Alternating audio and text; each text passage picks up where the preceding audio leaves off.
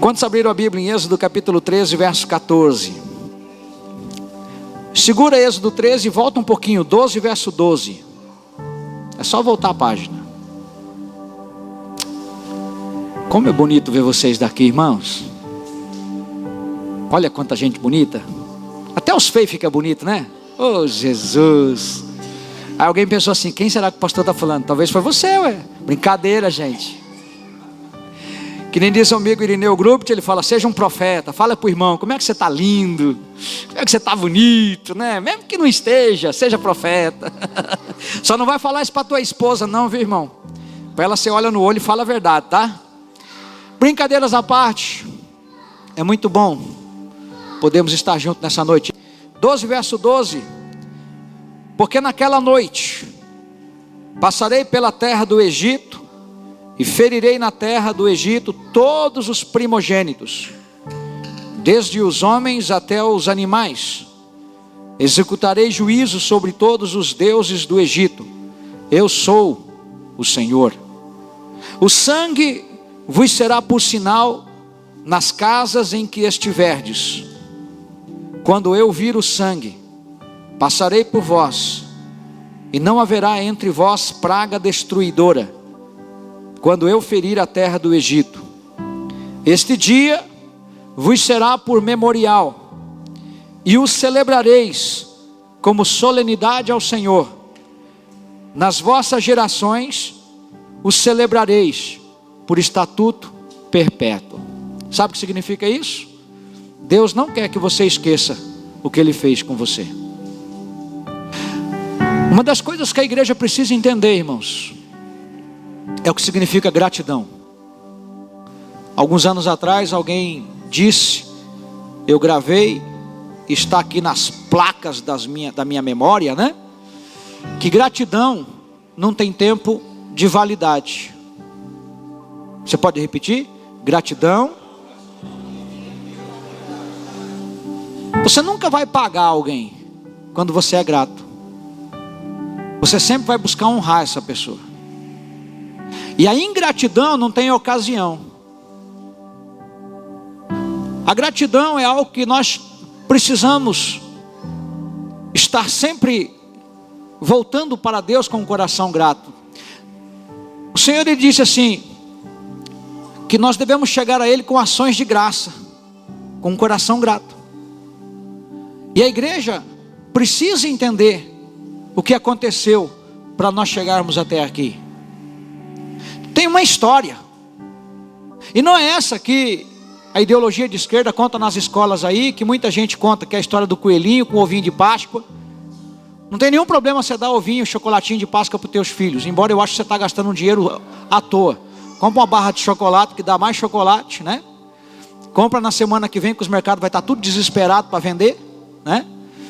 Mas aproveite essa oportunidade para mostrar para os teus filhos o que significa. Porque o que está acontecendo hoje é como se essa geração estivesse esquecendo o que é que Jesus fez por ela.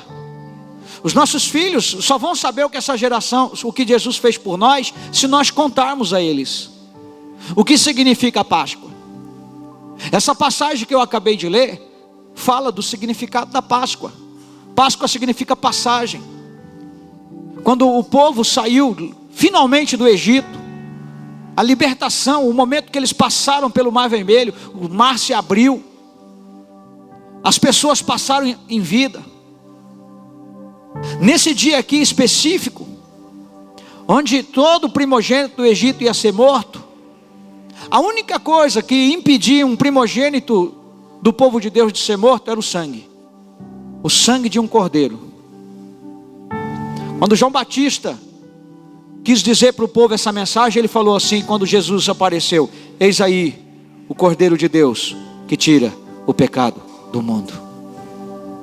Ele estava lembrando para o judeu que lá no Egito, quando o povo estava escravizado, o povo não tinha destino, o povo não tinha direção, o povo estava sendo torturado.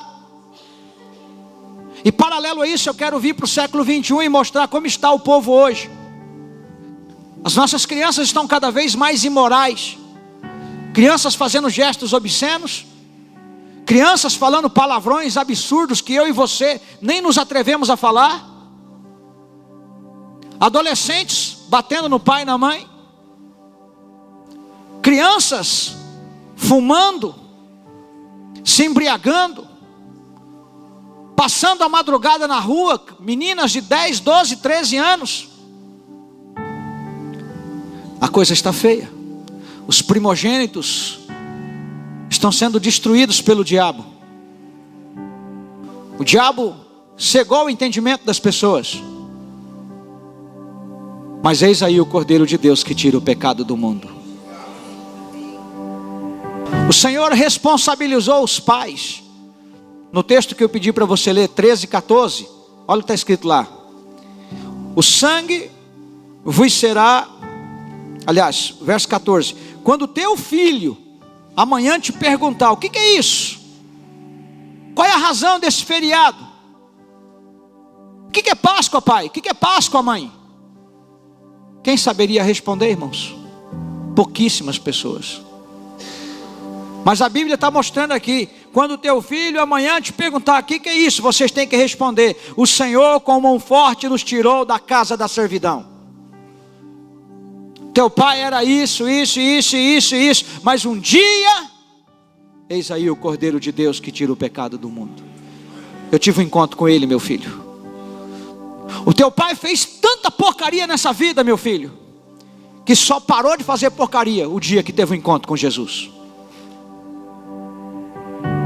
É isso que você precisa ensinar para os teus filhos.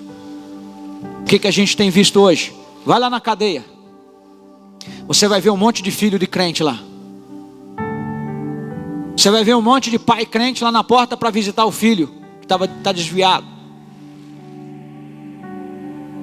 Nós precisamos entender que essa oportunidade de Páscoa significa que cada um de nós temos a responsabilidade de ter um coração grato e de entender definitivamente que você não faz nenhum favor quando vem aqui em pleno domingo à noite, nem para mim nem para Deus. Quando você se assenta, quando você vem aqui para ouvir a palavra de Deus, você está fazendo algo a favor da sua vida, da sua família, da sua eternidade com Jesus. E quando você se acomoda, você está destruindo a sua própria vida. Eu disse ontem e hoje ali para os homens que estamos no curso,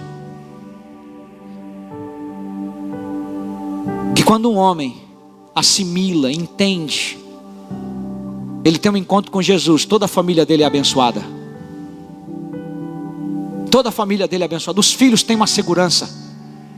A esposa se sente segura que ela não é mulher de um marido lascivo, um marido que não pode ver um rabo de saia. Ela é esposa de um homem de Deus. Tem homens assim aqui? Vocês se manifestam que eu estou dando corda para vocês. Se você não fala nada, tua esposa vai dar só encarada para você assim, porque você não concorda. O que eu estou brincando, mas é verdade, é que quando o homem assimila isso, quando ele começa a fazer algo a respeito da sua vida com Jesus, a sua família vai receber essa segurança. E é isso que o Senhor quer de cada um de nós. A Páscoa desse dia aqui, quando estabeleceu-se a Páscoa, começou com o faraó com o coração endurecido, querendo matar todo mundo do Egito, porque eles não aceitavam liberar o povo judeu, querendo matar todos eles lá no Egito, querendo segurar eles, melhor dizendo. Eles estavam escravizados, sendo açoitados, trabalhando. Mas um dia eles resolveram clamar. Um dia eles resolveram e decidiram clamar por um libertador. Deus já tinha providenciado ele numa das primeiras matanças, lá atrás, aconteceu, e Moisés foi poupado.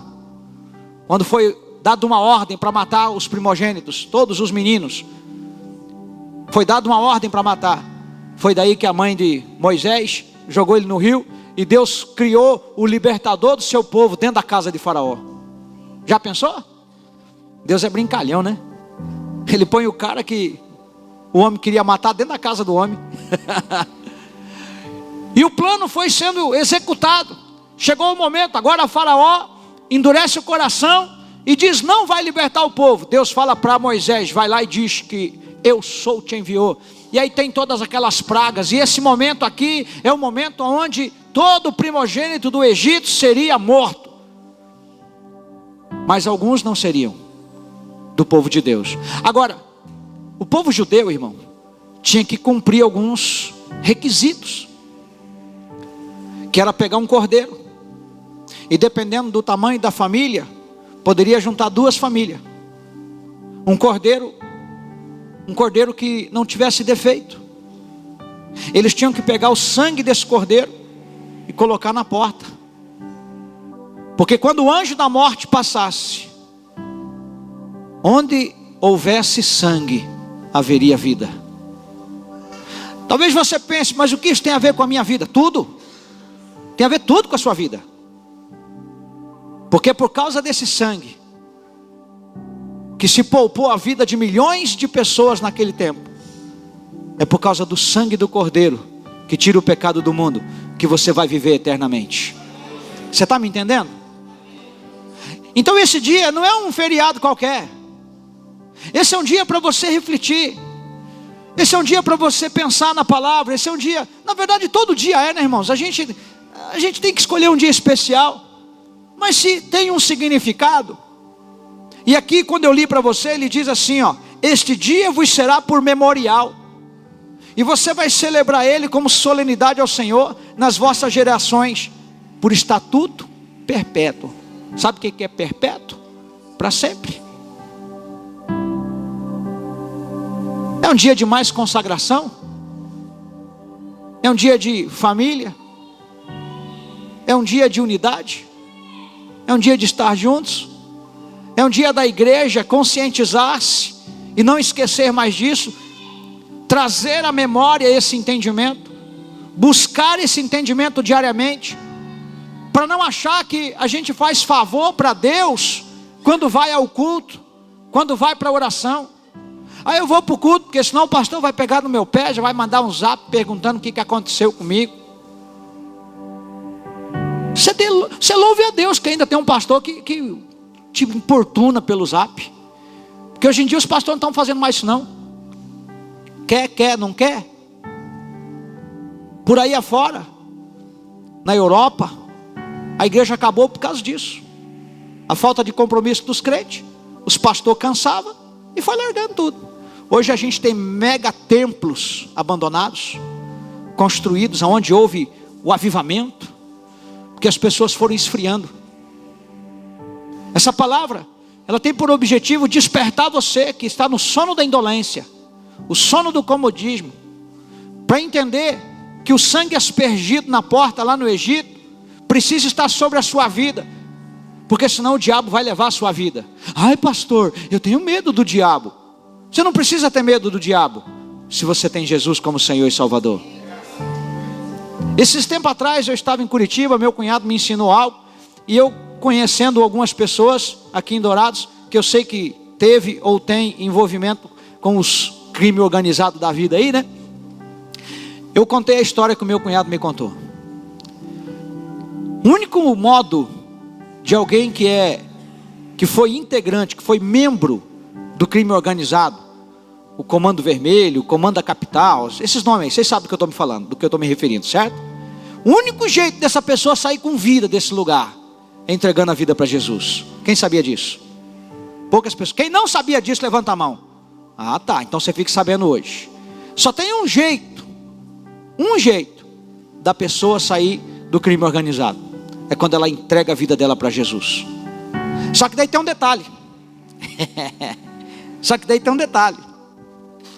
Os bandidão, eles põem uns piá, põem uns rapazotes, põem umas meninas, põe uma menininha para ir lá tentar o rapaz, se ele é menino, se é rapaz, dependendo do que ele gosta, né? Para saber. Eles mandam dar uma verificada na vida do sujeito, para ver se o cara de fato ficou, como ele disse, crente. E eles ficam cuidando do sujeito de 6 meses a 1 ano. Você já pensou, irmão? Se ele descobre que o cara estava só fingindo de crente, para ficar, né, livre, quando ele disse que não queria mais fazer aquilo, se descobre isso, eles matam da pior maneira possível. E sabe qual é a resposta quando eles descobrem que o cara de fato ficou crente de verdade? Nós não tocamos naqueles que são de Deus. O diabo respeita um crente que está aliançado com Deus. O diabo não respeita morno. O diabo não respeita o sujeito que ora quer, ora não quer. Ele gosta do sujeito instável. E o que acontece, irmãos?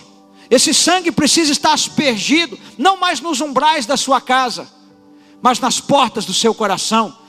Porque o Senhor pôs porta no seu coração. Eis que estou à porta e bato. Quem ouvir a minha voz e abrir a porta, eu entrarei e cearei com ele e ele comigo. Então teu coração tem porta. É uma maneira de que Jesus encontrou de dizer para você: eu estou batendo na porta do seu coração. Receber o sangue de Jesus sobre a sua vida. Esse sangue é o preço pago para que você não receba a morte eterna, mas receba a vida eterna. Agora é importante, como outro dia o Domingos pregou aqui, que bom se todo mundo aqui morresse. Eu quero que vocês desejem que eu morra. Quem lembra que o Domingos pregou isso aqui? Porque para viver precisa morrer. A igreja de hoje precisa entender isso. Seus filhos precisam entender isso. Seus filhos precisam ter temor de Deus. E quem ensina isso para eles é o pai e a mãe. Quem ensina isso para os filhos é o pai e a mãe. Agora há pouco a gente passou aqui na esquina do Erasmo Braga, tem uma placa imensa ali, ó. Lembre-se do cordeiro, né? Esqueça o coelhinho. Quem viu essa placa ali? Que bom se as nossas escolas estivessem aqui. Hoje um professor cristão precisa pedir autorização para fazer um cordeirinho para as crianças, porque o certo é fazer coelhinho. Quando eu andava nas ruas, no horário de indo para casa, ou de manhã ou de tarde, as mães levando nas motos, nas bicicletas, as criancinhas, tudo com a carinha de coelhinho e os ovinhos de Páscoa. É o que ela aprendeu, ela vai assimilar Páscoa, ovo de Páscoa. Ela precisa assimilar Páscoa, Cordeiro de Deus que tira o pecado do mundo. Quem é que passa isso para o filho? O pai. A mãe, cheio de Deus. Cheio de Deus. Precisamos entender, precisamos compreender que aconteceu, que quando Jesus viveu na terra, tinha um propósito: mandar uma mensagem, passar uma mensagem, mostrar que é possível, para que ninguém se perdesse, porque o Senhor disse assim, ó: para que nenhum se perca, mas que todos tenham a vida eterna. Deus não vai colocar ninguém no inferno, eu disse para os homens aqui, e não vai, irmãos. Nunca foi propósito de Deus colocar alguém aqui no inferno. Nunca foi, em nenhuma época Deus não fez o inferno para pessoas. A Bíblia diz, e o que a Bíblia diz é o que vale, que o inferno foi preparado para o diabo e seus demônios. São para aqueles que peitaram lá em cima, que usurparam lá em cima. Foi para esses. Olha para mim, irmãos, preste atenção. Não deixe o seu cansaço, não deixe a sua distração te levar para longe daqui. Que esse é outro problema que muitas vezes vai te impedir de absorver uma mensagem. É quando o inimigo consegue levar você a ficar preocupado com N situações, com várias situações. Deixa você cansado. Lá no Egito eles fizeram esse plano. O povo quer me adorar então? O povo quer adorar a Deus? Então faz o seguinte: manda eles colher a palha agora e fazer a mesma quantidade de tijolo. Porque se eles têm tempo para adorar a Deus, então eles vão ter tempo para colher palha também. E o diabo está atacando serviço nas pessoas hoje. Então presta atenção, você que trabalha, domingo a domingo, você não tem tempo para ficar com a família. Você corre 2 riscos: perder a família.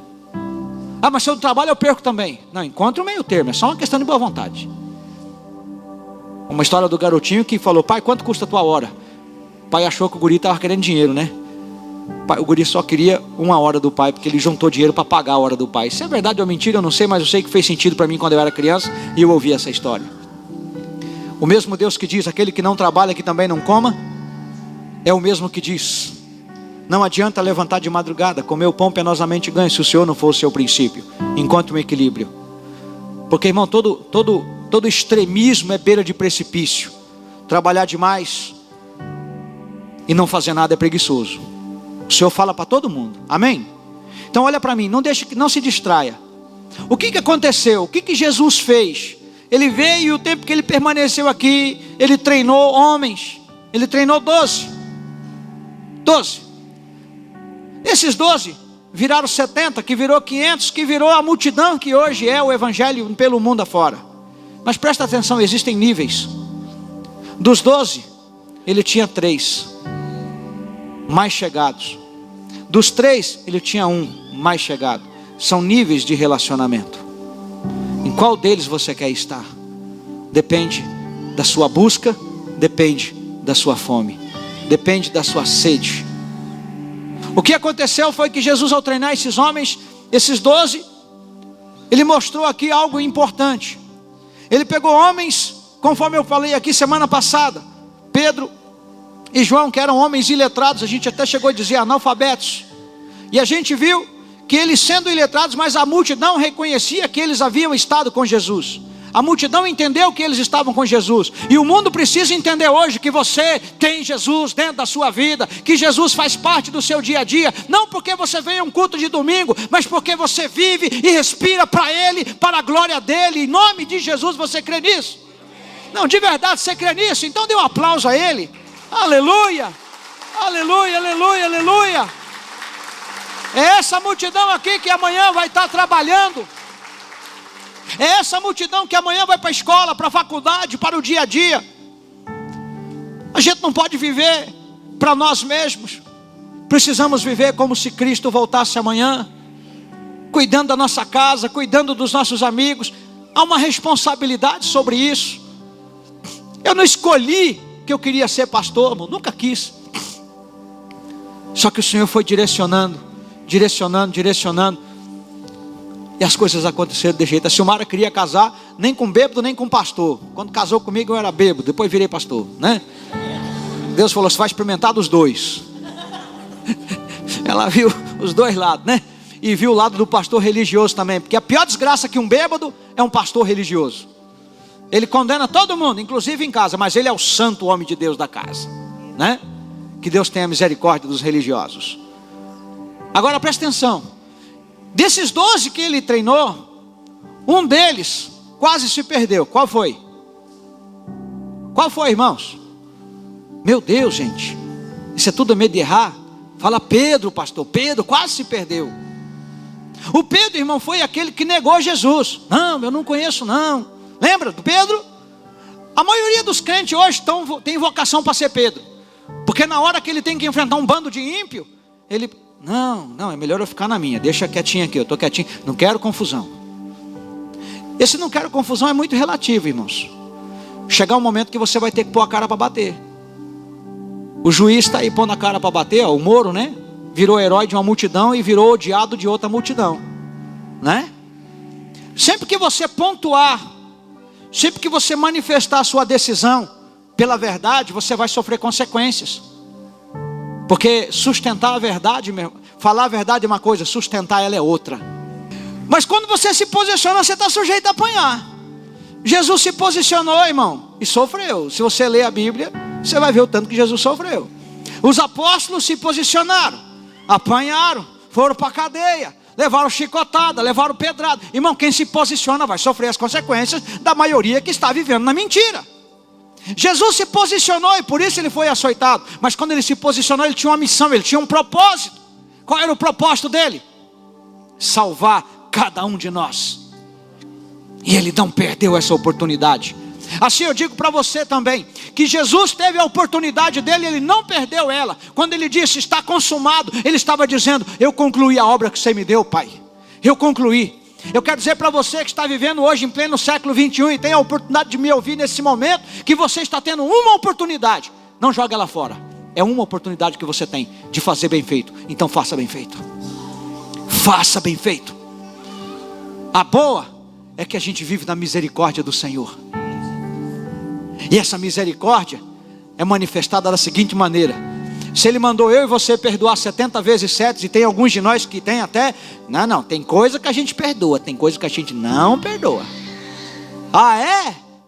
Ah, é, bonitinho. Tem coisa que a gente perdoa e tem coisa que a gente não perdoa. Onde está escrito isso na Bíblia?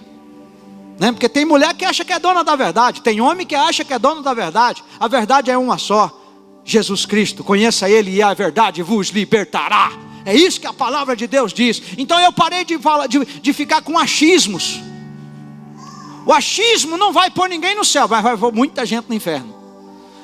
Eu acho que é assim. Foi assim que a irmã Eva e o capeta começaram a conversar. Como é que foi que Deus disse mesmo? Foi isso, isso, isso. Não, não é bem assim não. E a irmã Eva caiu na dele. O Adão resolveu fazer a mesma coisa. Então Jesus, ele insistiu com cada um desses homens. Só que ao mesmo tempo, irmãos, o diabo continua com as mesmas estratégias. As mesmas. Para distrair você, para cegar você, para roubar de você, para destruir aquilo que de bom você tem. Então quando você foi crucificado com Cristo, você aspergiu sangue nas portas do seu coração. Vida eterna para você. Vida eterna para você. Paralelo a isso, se você perceber, irmãos, o Novo e o Velho Testamento não são separados. Eles se completam. Se completam.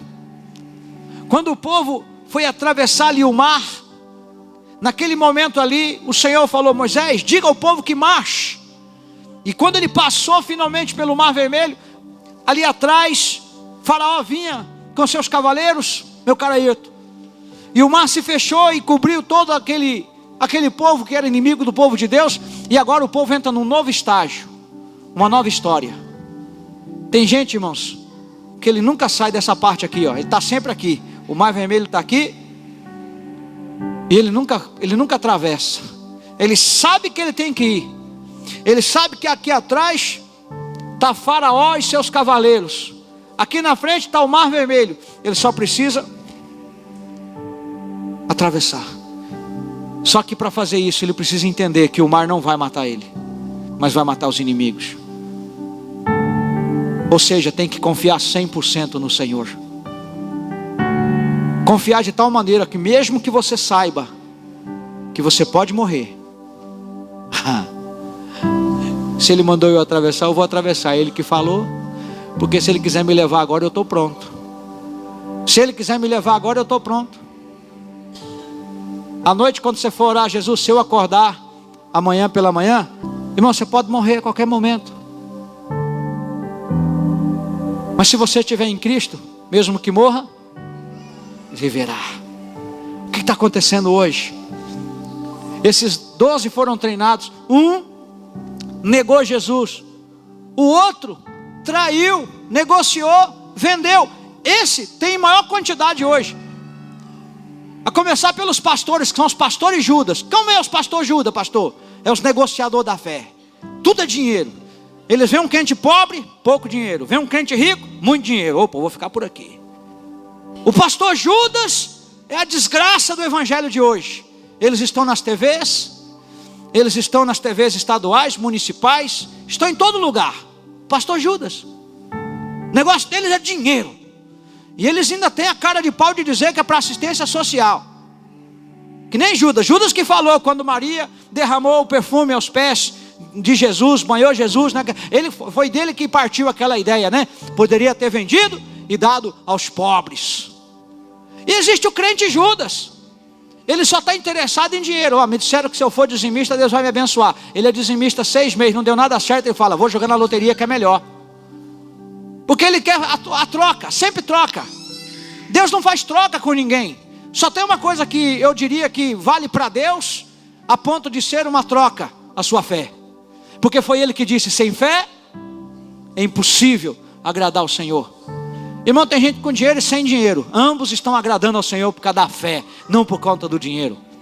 Foste fiel sobre o pouco, sobre o muito te colocarei. É fé. Abraão foi o primeiro homem a acreditar que haveria ressurreição. Porque quando ele falou para os seus empregados: nós iremos adorar e voltaremos. Todo mundo sabe disso. E é interessante que o que aconteceu com Abraão acontece todo dia com cada um de nós. O que é o seu Isaac? Tem gente que o seu Isaac significa muitas coisas. Pode ser coisas e pode ser pessoas. Pode ser tempo, pode ser dinheiro. E a pessoa não dá de jeito nenhum. Uma coisa para se pensar. O Judas é esse tipo de gente. Então ele encontrou uma maneira. Ele sabia que todos os sacerdotes daquele tempo, os Anás e os Caifás da vida, estavam dispostos a matar Jesus, Kelly. estavam dispostos a prender Jesus, a seita do Nazareno.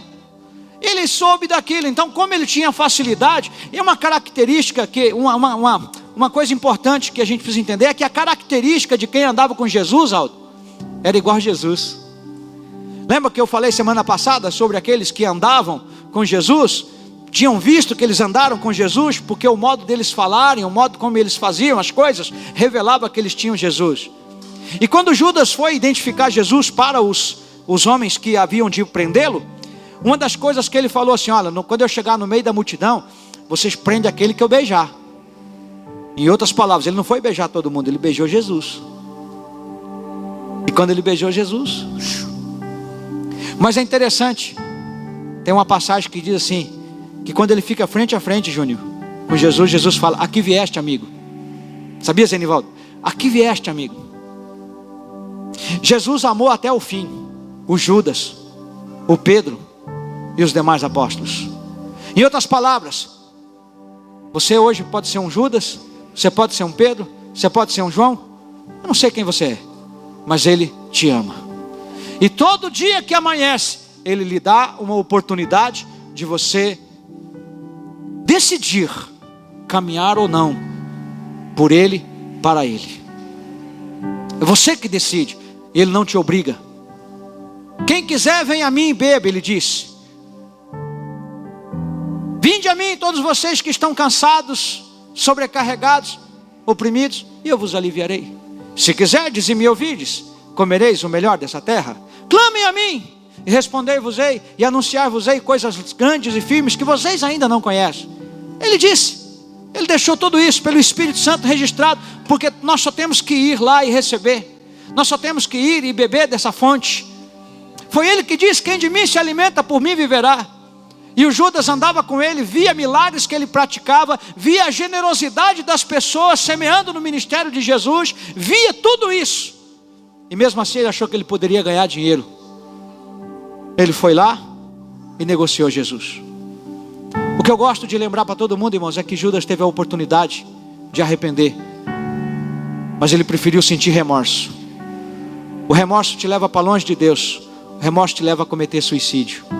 Mas o arrependimento, como que aconteceu com Pedro, faz com que você se torne um pescador de almas, um homem livre e liberto, que sabe que errou, admite que errou, mas que deixou finalmente Jesus entrar. Jesus agora não está mais no meio deles. Você quer ver? Presta atenção nisso aqui. Marcos capítulo 16, verso 2.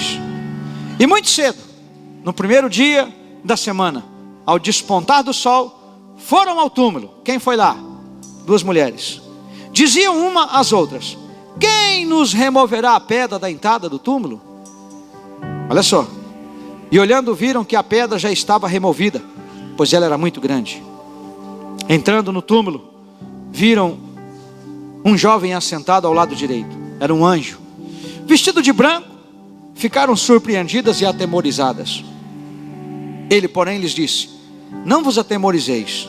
Buscais a Jesus o Nazareno, que foi crucificado. Ele ressuscitou, não está mais aqui. Vede o lugar aonde o tinham posto. Elas olham. O espanto é porque a pedra que foi necessário provavelmente muitos homens para tirar de lá, Douglas, agora ela já estava removida. Elas olham lá dentro, ele não está mais lá.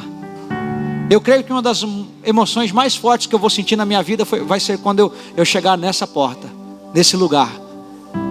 Eu vou olhar lá. E o dia que eu for, irmãos, vai abrir uma porta para uma multidão desse lugar aqui, em nome de Jesus. Só quem tem o sonho de ir lá em Israel, só quem tem o sonho levanta a mão. Só quem tem o sonho. Em nome de Jesus, Pai, assim como eu amo e desejo ir lá um dia, essas pessoas também querem. Nós vamos, de alguma maneira, o Senhor vai criar a oportunidade. E não importa se tem ou não tem, o Senhor vai fazer acontecer em nome de Jesus, amém? Eu falo isso, meu irmão, porque eu já vi gente que não tinha dinheiro nenhum e foi. Levaram: eu vou dar uma passagem para você. Vai ser um negócio meio doido assim, amém? Você recebe? Então olha só. Eu penso que a hora que chegar ali e olhar, o túmulo está vazio. Você e eu precisamos ter essa visão espiritual hoje. A gente vive tentando remover pedras do nosso caminho. Mas a gente não recebe Ele, não vê Ele, não recebe Ele crucificado, não recebe Ele ressurreto. E a gente fica trabalhando na força do nosso braço, nos afastamos de Deus, nos ocupamos com tantas coisas e deixamos Ele de lado. Quando elas viram isso, irmãos, elas foram contar, mas nem elas estavam acreditando. Quando Jesus aparece para 2 discípulos no caminho de Emaús, nem eles acreditaram. Não sabes você o que está acontecendo? E foi Jesus que ensinou para eles o que estava acontecendo. A igreja de hoje precisa ter esse entendimento, que a Páscoa é uma celebração pela libertação da escravidão lá do Egito. E no meu caso, pastor, se eu nunca morei no Egito, da escravidão do pecado em que você vivia. Você só vai entender isso quando você saiu do pecado. Esse homem que vos fala, alcoólatra, mentiroso, imoral, mulherengo, prostituto, eu fui liberto daquela escravidão. Em várias vezes que eu lembro disso, eu me emociono. E hoje eu posso olhar nos olhos de cada homem que está aqui, de cada pai de família, de cada mulher de família, de cada criança que eu consagro. Eu sou uma nova história. Eu era uma história de fracasso nas mãos do diabo. Jesus, Ele me encontrou, Ele me amou do jeito que eu era. Filho de crente, frequentador de igreja, escravizado até pela religião. Mas Ele mudou a minha história. Me deu credibilidade, me deu uma família maravilhosa e me deu para essa igreja que cada vez que foi chegando, Deus foi me lapidando, foi trabalhando comigo e com cada homem que está aqui, e juntos nós estamos a caminho da eternidade. Nós já atravessamos o Mar Vermelho, meus irmãos, o mar já se abriu para nós, a gente já passou, a Páscoa já aconteceu para a gente, você já tem sangue nos umbrais do teu coração, Ele já entrou, você crê nisso, meu irmão? Então celebre a Páscoa, você foi liberto da escravidão do pecado, aleluia! Quem era escravo como eu aqui, irmão, tem coragem de levantar a mão aí? Tem alguns que não tem coragem ou acham que nunca foi escravo, né? Eu não sei.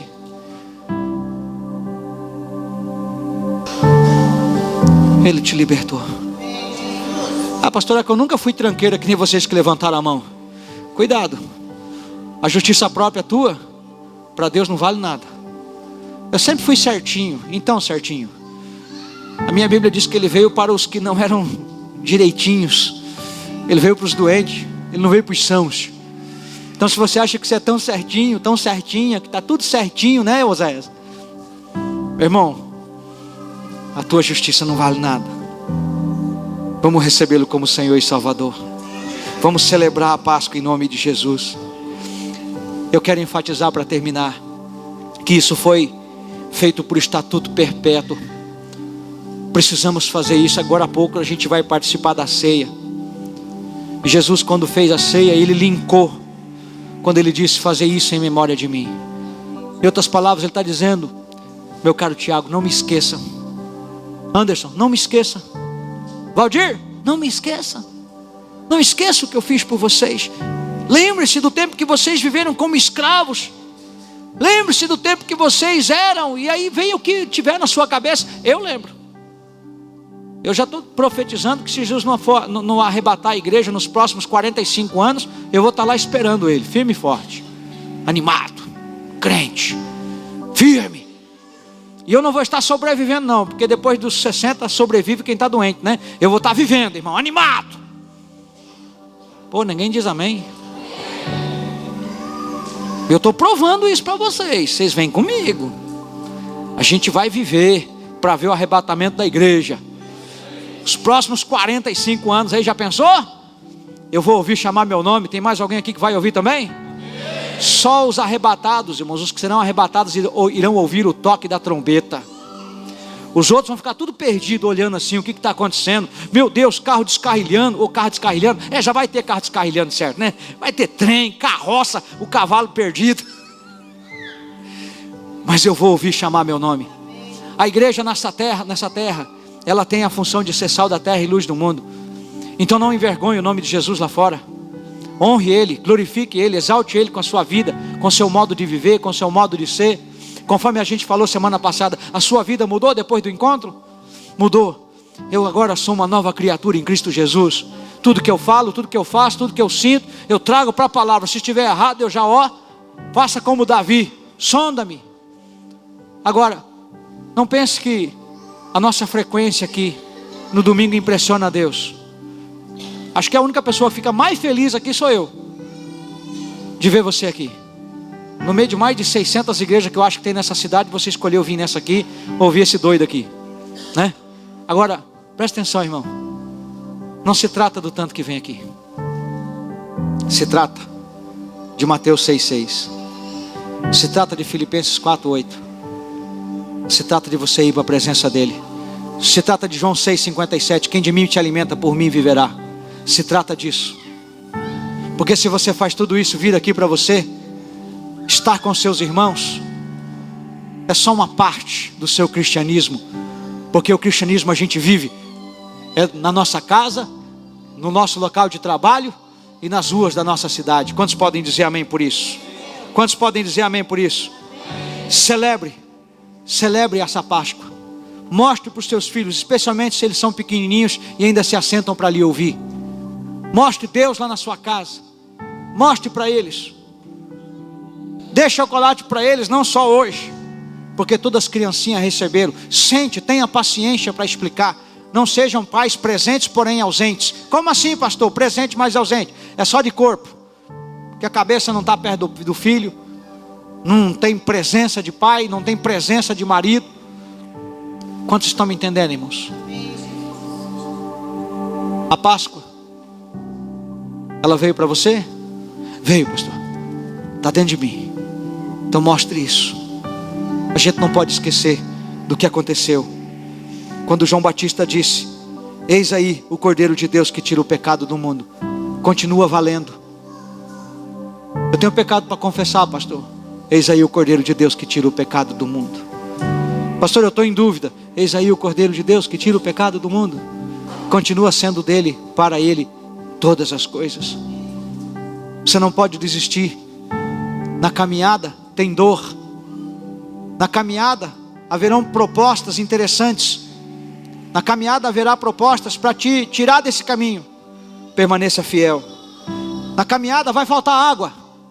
Pode ser que falte comida. Pode ser que na caminhada não tenha conforto.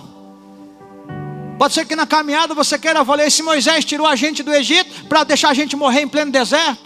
Cuidado, essas pessoas que falaram isso lá na Bíblia, eles morreram lá, com promessa e tudo. Uma das mentiras mais contadas no século XX foi essa daqui, ó. Quem tem promessa não morre. Os pregadores de pentecostal, sei lá, esse negócio aí. Morreram, irmão. Morreram sim. Os únicos dois que permaneceram foi Josué e Caleb, de toda aquela geração. E o Josué e Caleb dessa geração, quando eu coloquei esses meninos aqui, o Josué e Caleb dessa geração está ensinando a nova geração, porque uma geração nasceu ali no deserto e eles entraram na terra prometida. Ou seja, Deus não desqualificou porque morreu um povo.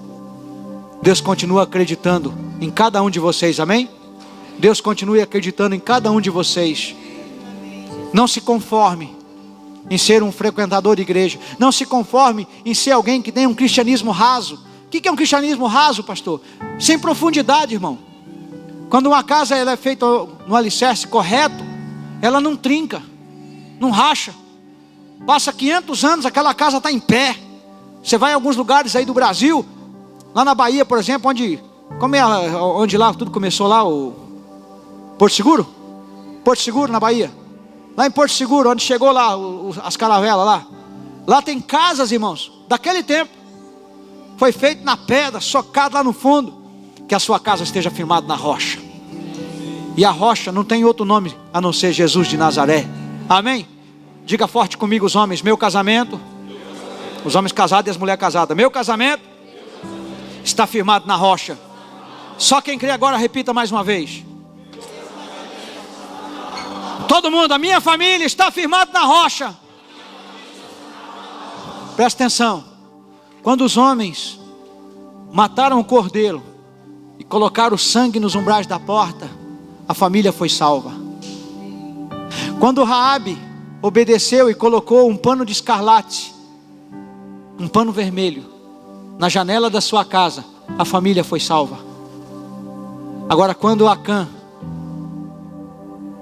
teve um comportamento rebelde, ele e um grupo que estava com ele, morreu ele, morreu a família deles e morreu os animais dele. Quem já leu isso? Quem já leu? Os que não leram falam assim: eu preciso ler mais a Bíblia.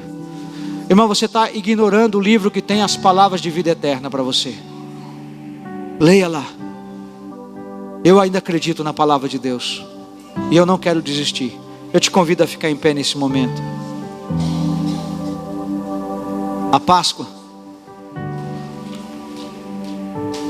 de cada crente é a libertação da escravidão para a vida eterna. Eu fui liberto, eu fui comprado com sangue, o sangue que purifica de todo o pecado, sangue que me dá direito à vida eterna, sangue que me transforma, sangue que a cada dia me purifica. À medida que você, olha para mim, irmãos, à medida que você se santifica, o pecado se afasta. Quanto menos você se santifica, mais o pecado se aproxima. Então o que tem acontecido hoje? Milhares de crentes lutando contra o pecado, contra o diabo. Quanto que a Bíblia não mandou você lutar contra o diabo? Ela mandou você resistir ao diabo. Você não faz halterofilismo para resistir ao diabo. Você vai para o teu quarto e você se consagra ao Senhor. Você jejua, você medita nas Escrituras, você se separa e você vai se fortalecendo, vai se fortalecendo, vai se fortalecendo. Porque quando eu entendo que eu me consagro, que eu me separo para Deus, a minha Bíblia diz que Deus dá ordem a seus anjos a nosso favor. Quem já leu isso? Eu entendo, Tiago, que tem um anjo do tamanho do Luizão do lado de cá e outro anjo do tamanho do Luizão do lado de cá, né? Já pensou? Então o cara chega e dá uma olhada para aquele anjo daquele tamanho, fala: opa, não vou tocar nesse não, porque esse é de Deus. Por que eu estou te contando isso?